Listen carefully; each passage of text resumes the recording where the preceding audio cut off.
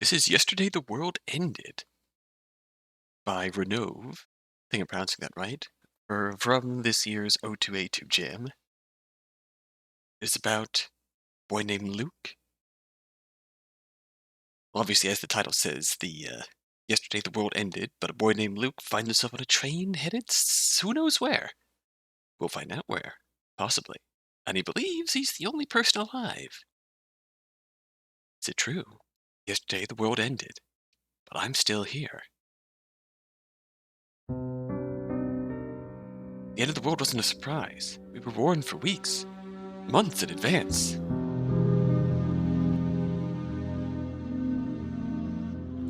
There were deniers, of course, even doomsday preppers, bulk buying everything to survive, but there were also parties, suicide pacts, existential meltdowns on live television when people stopped pretending it was a hoax, packed religious institutions begging to a god that wasn't listening anymore. It was everything. But then it was calm, quiet. That was yesterday, and I'm still here. I ran away before midnight and climbed into the first train I could squeeze into. They were running for free, getting people back to their families for one last act of goodwill. Oh, I was crammed up and down with people praying to get to their loved ones before the end of the world. It's sad that it takes something like the end of the world to put things into perspective. The little old lady let me sit next to her. She had her whole life packed into a bag and happily moved it so I could sit and stop panicking. She told me that we'd all be fine in the end. Somehow deep down, I believed her. I had fallen asleep listening to the frenzied but quiet chatter on the train, strangely soothed from the old woman's words. And then, when I awoke, no one was here. Like they were all raptured but me. Everyone's gone to the rapture. Not sure how I feel about it. I checked my phone over and over again, but nothing's changed since last night. Internet won't connect. My messages won't send. My mom's last text still says I love you. Maybe I should have spent my last day with her. Maybe I wouldn't still be here. Alone.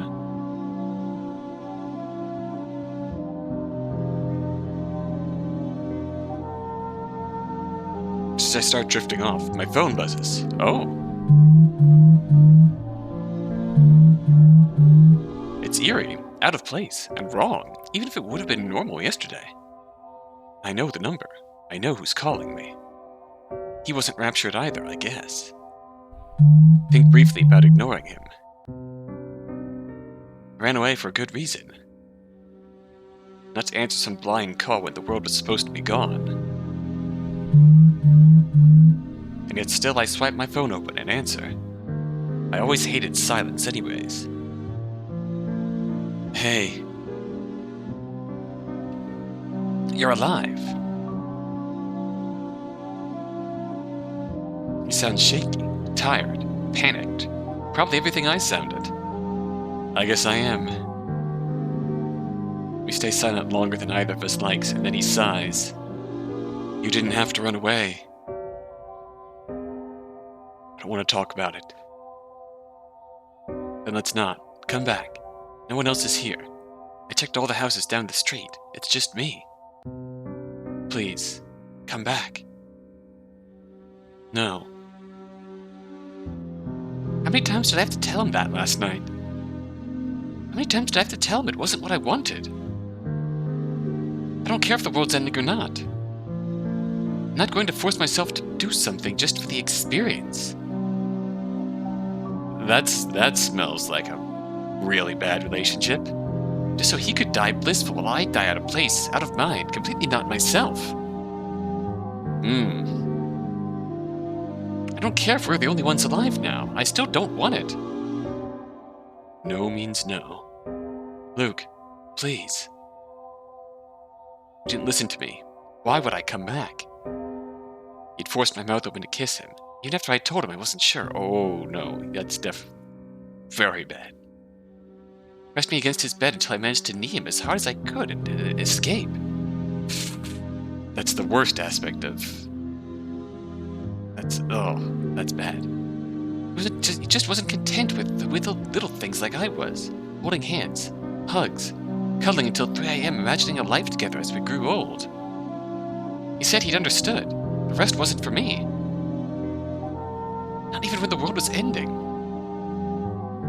I'm sorry. Some people aren't comfortable with that. With those displays of affection. Doesn't mean...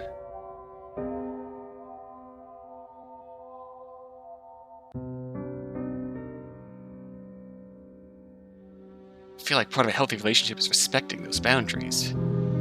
Not what Luke's boyfriend did. I'm sorry. That's the worst possible betrayal. I just thought since the world was ending, you should feel how nice it is at least once. I thought it was what you wanted. Didn't he tell you he didn't want it? Multiple times? You didn't even ask, you just... What makes you think... You only cared about what you wanted as the world ended, not me. Exactly. It's a retread of our argument from last night. At least he wasn't screaming this time, blaming me for ruining our last night alive. He sighs on the other end, long and harsh. My stomach flips with panic, my heart suddenly racing. No, I'm not there. I'm here. Can't do anything about it this time. Oh, Luke, what can I do to make it up to you?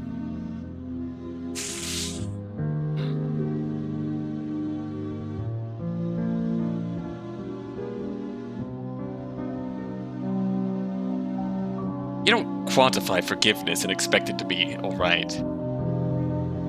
It's clear he didn't listen.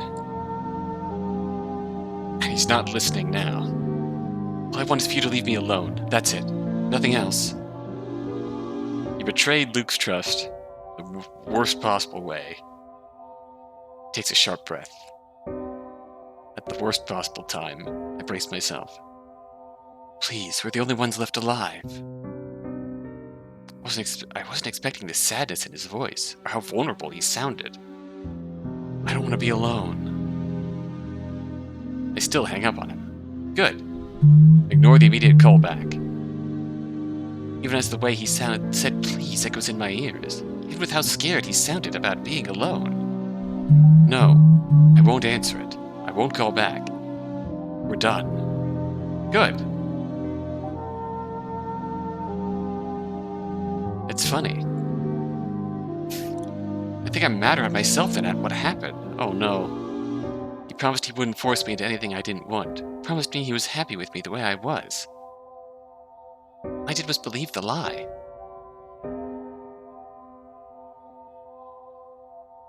Guess the end of the world, facing your own sudden mortality, brings out who you really are. Yeah. End of the world brought out the best and worst in it. Everyone.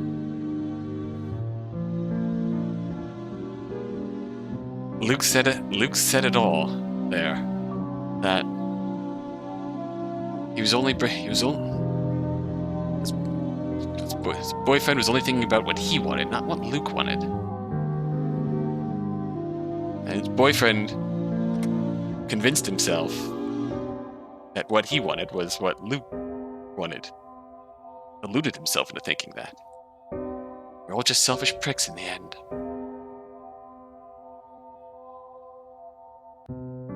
The train slowly stops and an automatic announcement rings out. I guess I'm here. Wherever here is. And there he is again. No. I don't have to answer. I silence it and move on. Just because the world ended doesn't mean I owe him anything. Damn right, Luke, you don't owe him a thing. With a deep breath, I head through the train doors.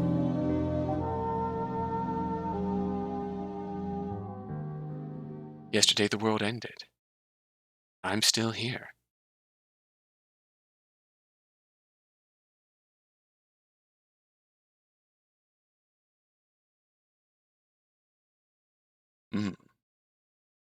I feel like there's a literal apocalypse story here. But underneath that, this is the story of how utterly world-shattering a betrayal of trust like Luke went through can feel. Utterly world-shattering. Someone you loved and you trusted and you thought respected your boundaries and wanted the best for you. You thought that your partner respected your boundaries and wanted the best for you, but when the chips were down, he only thought about what he wanted. And in a fucked up way, he decided that was what Luke wanted. And that was his excuse for forcing himself on Luke.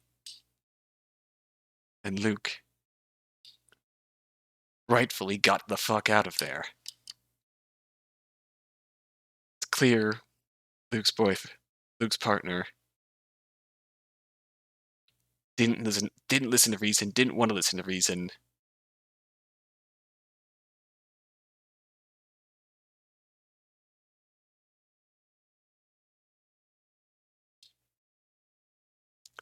Listen, I'm not exactly the paragon of relationship experience myself, as far as balancing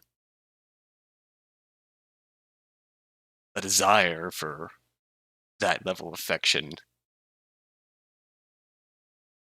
on, on in half the relationship, on one side of the relationship, to the desire for only that level of intimacy Luke was comfortable with.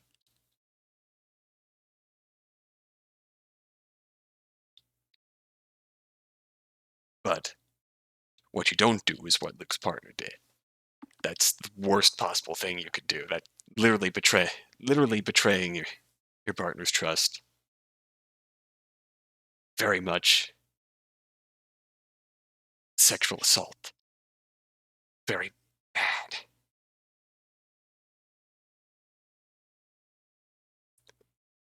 But I'm losing track of the point I was making, which was that this is very much a story of the aftermath of a breakup. How badly it can rock your world.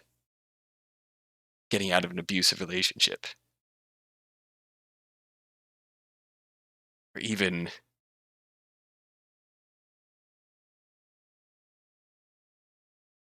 largely, worst part being, it seemed like it was a good relationship. But then Luke's partner pushed things too far, tried to force advances on Luke, knowing that Luke wasn't comfortable with it. That is very much sexual assault. That is very much betraying Luke's trust,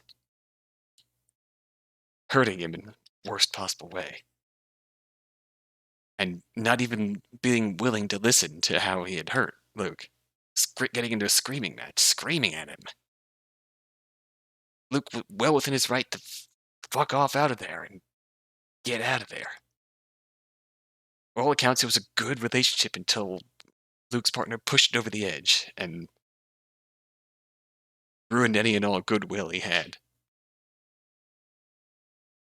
That betrayal of trust feels like the world ended. But ultimately,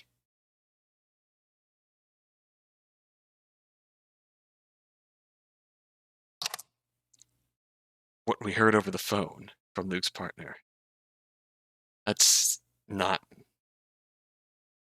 the words of a good person who's genuinely sorry for what he did.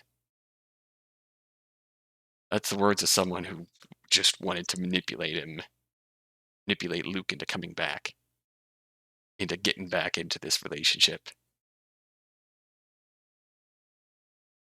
Luke's partner was not a good person. Even if he came across as a loving, caring partner for the most part. he was not a good person. And Luke had every right to get the fuck out of there. And this game was about how earth-shattering that change can be, that escape, that trauma. And ultimately, Luke didn't give in to what were really manipulative words of his partner, trying to emotionally manipulate him to come home. Luke didn't give in, and hence the ending of this game. Yesterday the world ended, but I'm still here. Luke didn't give in. He found the strength in himself to cut his ex off, and stand on his own 2 feet and start over again. That was deeper